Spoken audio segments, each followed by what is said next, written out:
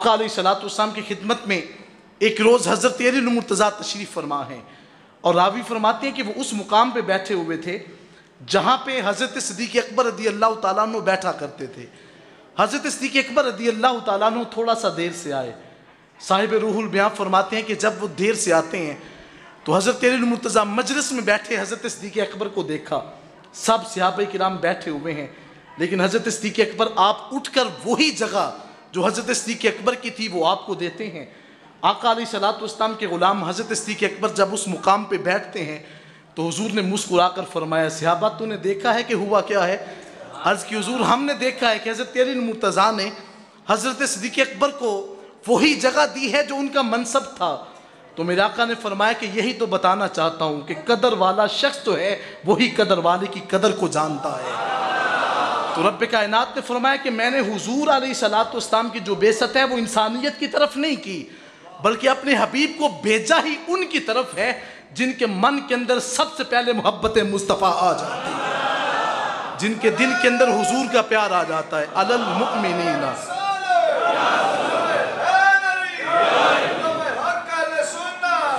فرمایا علی المؤمنین، میں نے اس کا جو احسان ہے اہل ایمان کے اوپر کیا ہے۔ اس بعث فیہم رسولا، جس وقت انہیں اپنا سونا حبیب عطا فرما دیا۔ آقا علیہ السلام کی بعثت اس دنیا کے اندر ہوتی ہے، کائنات کے اندر بہاریں آ جاتی ہیں۔ آپ دیکھیں نا کہ یہ اہل ایمان کے دل سے نعرے بلند ہو رہے ہیں، اس آقا نے مصطفیٰ کے چہرے کھل چکے ہیں، حضور کے چاہنے والے جو ہیں ان کے رخسار جو ہیں وہ خوشی کے ساتھ پھول چکے ہیں، اور ان کے چہروں کے اوپر بہاریں آ چکی ہیں۔ اس کی وجہ یہ ہے سیدہ کائنات حضرت آمنہ رضی اللہ تعالی عنہ، آپ فرماتی ہیں کہ حضور علیہ السلام کا نور انور جب میرے شکم اطہر کے اندر منتقل ہوتا ہے، آپ فرماتی ہیں ایک دن میں حضرت عبد المطلب آپ کے قریب سے گزر رہی تھی تو آپ نے مجھے روک دیا۔ السیرۃ الحلبیہ میں یہ بات موجود ہے۔ فرمایا مجھے روک کر پوچھا، آمنہ یہ تو بتاؤ تو جانتی ہے کہ میرا جوان بیٹا اس دنیا میں نہیں رہا، اور تو خوشبو لگا کر پھرتی ہے، یہ تو بتا تو خوشبو استعمال کیوں کرتی ہے؟ تو جانتی نہیں کہ تیرا سرتاج جو ہے اس کا سایہ تیرے سر کے اوپر نہیں ہے؟ حضرت آمنہ رو پڑی۔ آپ فرماتی ہیں کہ آپ کیا پوچھتے ہیں؟ جب سے رب کائنات نے حضرت عبداللہ کی امانت کو میرے شکم میں منتقل کیا ہے، اللہ کی قسم ہے میں نے کبھی خوشبو لگائی نہیں۔ تو فرمایا پھر یہ خوشبو آتی کہاں سے ہے؟ فرمایا ابا جان آپ خوشبو کی بات کرتے ہیں، میں تو جس رستے سے گزرتی ہوں وہ درخت بھی جھک جاتے ہیں، وہ بھی میرے اوپر سایہ کر دیتے ہیں۔ فرمایا اس سے بھی بڑھ کر آپ کو بات سناتی ہوں۔ فرمایا بیٹی بتاؤ۔ فرمایا بات یہ ہے کہ سارے جو ہیں لوگ پانی بھر کے جو ہیں وہ کنویں کے پاس سے چلے جاتے ہیں، میرے پاس اس وقت جو ہے کوئی شخص نہیں جو ہوتا کہ جو مجھے پانی نکال کر دے۔ فرمایا میں کنویں کے پاس انتظار کرتی ہوں کون ہے جو مجھے پانی دے گا۔ فرمایا آج تک میں نے کنویں کے اندر ڈول بھی نہیں ڈالا، کنویں کا پانی چل کر جو ہے وہ اس کی تہہ سے نکل کر اس کے اوپر آ جاتا ہے۔ فرمایا یہ میں نہیں جانتی کہ معاملہ کیا ہے۔ حضرت آمنہ رضی اللہ تعالیٰ عنہ فرماتی ہیں، اور پھر میں یہ بات یہاں پر رک کر کرتا جاؤں، لوگ یہاں پہ اعتراض کرتے ہیں آقا علیہ السلام کے والدین کریمین کے ایمان کے حوالہ سے۔ یاد رکھیے گا اپنی جو ہے فکر کیا کریں کہ میں کیا ہوں، میں جو ہے وہ کس جو ہے وہ گھڑے کا ڈھکن ہوں، میں کس مقام پہ کھڑا ہوں، اپنی فکر کیا کریں۔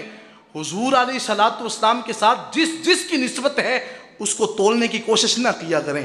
اس کا مقام عرفہ و اعلیٰ ہوتا ہے، اس کی شان بڑی اونچی ہے، اس کے مقام کو آپ کوئی نہیں جان سکتا۔ آج جو ہے وہ ہم بڑے جو ہے وہ قدردانی کے ساتھ یہ بات تو کرتے ہیں نا کہ جس کے والد گرامی جس کا بچہ حافظ قرآن ہو جاتا ہے اس کو قیامت کے دن سونے کا تاج پہنایا جائے گا۔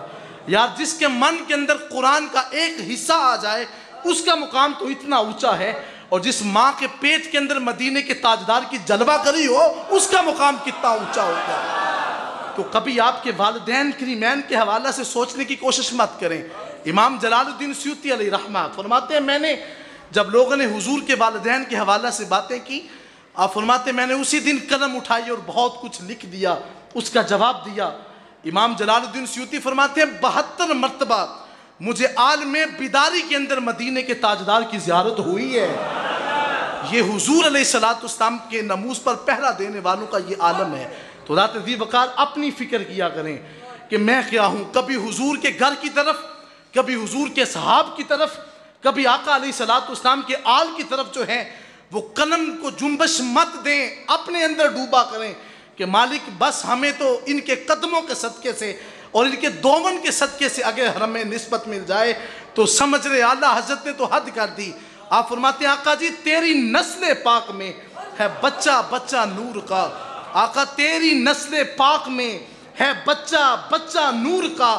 آقا تو ہے عین نور تیرا سب گھرانہ.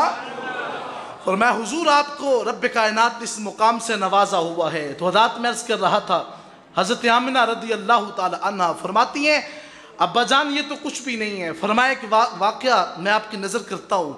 آقا علیہ الصلوۃ والسلام کی امی جان فرماتی ہیں، فرمایا کہ ابا جان ایک وقت ایسا آیا کہ میں اپنے کمرے کے اندر سوئی ہوئی تھی، میرا جو سارے کا سارا کمرہ ہے وہ روشن ہو جاتا ہے. فرمایا ایک جانب میں نے دیکھا حضرت آمنہ فرماتی ہیں ایک طرف حضرت مریم آپ ہیں اور دوسری طرف حضرت آسیہ ہیں. اور فرمایا کہ پھر میری طرف ایک فرشتہ آتا ہے اور اس نے آ کر کے کہا کہ آمنہ تو جانتی ہے کہ تیرے شکم کے اندر کیا ہے؟ عرض کی میں نہیں جانتی کہ میرے شکم کے اندر کیا ہے. فرمایا سن انکی حملتی بسید العالمین.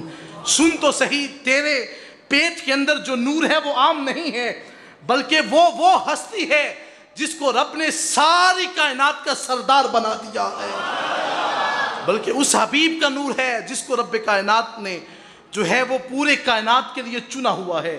حضرت آمنہ رضی اللہ تعالیٰ عنہ فرماتی ہیں جب آقا علیہ الصلوۃ والسلام اس جہان کے اندر جو ہے وہ جلوہ گر ہوتے ہیں، آپ نے فرمایا فقط ولدتی ہی خرج منی نور. فرمایا جب ان کی ولادت ہوتی ہے میرے جسم سے ایسے جیسے نور نکلتا ہے. اور فرمایا کہ آپ کا چہرہ کیسے تھا؟ فرمایا میں نے جب حضور کو پہلی نظر دیکھا وَإِذَا بِهِ كَالْقَمَرِ لَيْلَةِ الْبَدْرِ. فرمایا حضور کا چہرہ ایسا چمکتا تھا جیسے 14ویں کا چاند ہوتا ہے. حضور کے جسم اطہر سے جو ہے وہ خوشبو پھوٹ رہی تھی. اور میرے صحابہ کرام نے کیا خوب کہا، آپ فرماتے ہیں جب حضور کسی رستے سے گزرتے تھے آقا علیہ الصلوۃ والسلام کی سنت مبارکہ ہے عطر کو استعمال کرنا، جبکہ حضور علیہ الصلوۃ والسلام کو اس کی ضرورت نہیں تھی. حضرت آمنہ فرماتی ہیں کہ میں نے آقا علیہ الصلوۃ والسلام کو بچپن کے اندر سونگا تھا. فرمایا کہ آپ کے جسم سے خوشبو اٹھ رہی تھی. حضرت ام سلمہ فرماتی ہیں، آپ فرماتی ہیں جب آقا علیہ الصلوۃ والسلام کا وصال ہوا آپ نے فرمایا کہ میں نے حضور کا ہاتھ مبارک جو ہے اس کو پکڑ کر سیدھا کیا. فرمایا 7 دن گزر گئے، حضور کی خوشبو آج بھی میرے ہاتھوں سے محسوس ہوتی ہے. یہ کو وہ خوشبوئیں تھوڑی ہیں. میرے حضور قبلہ عالم نے کیا خوب لکھا، آپ فرماتے ہیں سورج چند تے اے ستارے چمکن اپنی تھائیں سارے. سورج چند تے اے ستارے چمکن اپنی تھائیں سارے، پر گل ہوون اے مات بیچارے جے محمد پیارا آ جاوے. فرمایا جب حضور آتے ہیں ہر چیزیں جو ہیں وہ مٹ جاتی ہیں. آقا علیہ الصلوۃ والسلام کے صدقے سے جو ہے کائنات کے اندر بہاریں ہیں. تو میں عرض کر رہا تھا آخری بات آپ کی نظر کرنا چاہتا ہوں. حضرت آمنہ رضی اللہ تعالیٰ عنہ آپ فرماتی ہیں کہ میں نے کیا دیکھا کہ میرے گھر کے اندر حضور کی جلوہ گری ہوئی ہے. آقا علیہ الصلوۃ والسلام جب آپ کا نور انور جو ہے میرے جسم سے جدا ہوتا ہے تو آپ نے فرمایا کہ میں نے دیکھا کیا کہ میرے سامنے مشرق بھی ہے اور مغرب بھی ہے، میرے سامنے شمال اور جنوب بھی پیش کر دیا گیا. فرمایا سارے پردے اٹھا دیے گئے. فرماتے ہیں شام کے اندر چلنے والے جو اونٹ تھے ان کے جو سر تھے وہ بھی میں نے اپنی نگاہوں سے دیکھ لیے. یار میں اب آپ کو ایک جملہ دینے لگا ہوں، جس ماں کے پیٹ کے اندر حضور علیہ الصلوۃ والسلام جلوہ گر ہیں اس ماں کا مقام یہ ہے کہ وہ اتنی دور جو ہے اتنی دوری کے اوپر جو اونٹ چلنے والے ہیں وہ ان کو دیکھ سکتی ہے. تو پھر آپ بتائیں نا کہ مدینے کے تاجدار کا اپنا مقام کتنا ہوگا. ان کی شان اور رفعت کو کون جان سکتا ہے. اسی لیے تو اعلیٰ حضرت لکھتے ہیں کہ آپ کو دوری اور بعد حضور کے لیے ختم کر دیا گیا.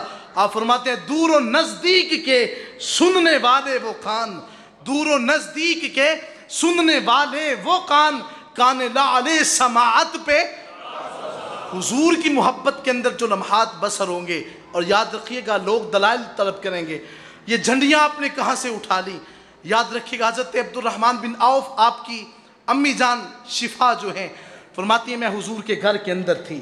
فرمایا کہ موقع ایک ایسا آیا کہ میں نے دیکھا آسمان کے ستارے حضور کے اتنے قریب آ چکے تھے، لگتا تھا کہ آسمان کے ستارے ٹوٹ جائیں گے۔ فرماتی ہیں میں نے حضور علیہ الصلوۃ والسلام جب جو ہے آپ کا جو ہے بعثت کا زمانہ آتا ہے، میں نے سوال کیا حضور وہ معاملہ کیا تھا؟ میرے آقا مسکرا کر فرماتے ہیں، فرمایا تجھے کیا پتا ہو، رب کائنات نے میرے استقبال کے لیے آسمان کے ستاروں کو بھیج دیا تھا۔ اگر آسمان کے ستارے جو ہیں حضور علیہ الصلوۃ والسلام کے استقبال کے لیے آ سکتے ہیں تو کیا ہم حضور کے استقبال کے لیے جھنڈیاں نہیں لگا سکتے؟ کیا ہم حضور کے استقبال کے لیے چراغاں نہیں کر سکتے؟ بلکہ پوری کائنات کے اندر جو ہے مل کر بھی ہم اگر چراغاں کر دیں تو مدینے کے تاجدار کے نور کا جو ادنا سا حصہ ہے ہم اس کو بھی روشن نہیں کر سکتے۔ اس کی وجہ کیا ہے؟ رب فرماتا ہے وَرَفَعْنَا لَكَ ذِكْرَكَ، حبیب ہم نے تیرے نام کے چرچوں کو تیرے لیے بلند کر دیا ہے۔ اور فرمایا وَلَلْآخِرَةُ خَيْرٌ لَكَ مِنَ الْأُولَىٰ، حبیب جو قیامت کی گھڑیاں قریب آئیں گی محمد عربی کے نام کے چرچے بلند ہوتے ہوئے نظر تاجدار ختم نبوت، تاجدار ختم نبوت، تاجدار ختم نبوت، آمد مصطفیٰ۔ خدا تیزی وقار اپنے گھروں کو سجا دیں، اپنی گلیوں بازاروں کو سجا دیں، اپنے چاہنے والے جو ہیں حتیٰ کہ یہاں تک اپنے دل کو روشن کر دیں اور دل کے اندر اس بات کی صدا دیں، یقین ہے آپ ہر عاشق کے گھر تشریف لاتے ہیں، آقا جی میرے گھر میں بھی ہو جائے چراغاں، میرے گھر میں بھی ہو جائے چراغاں۔ اپنے من کو تیار کریں، جب آقا علیہ الصلوۃ والسلام کی نظر جو ہے ایک نگاہ اٹھ گئی نا تو زندگی کا بیڑا پار ہو جائے گا۔ خدا میری حاضری کو آپ کی حاضری کو شرط قبولیت عطا فرمائے۔ وآخر دعوانا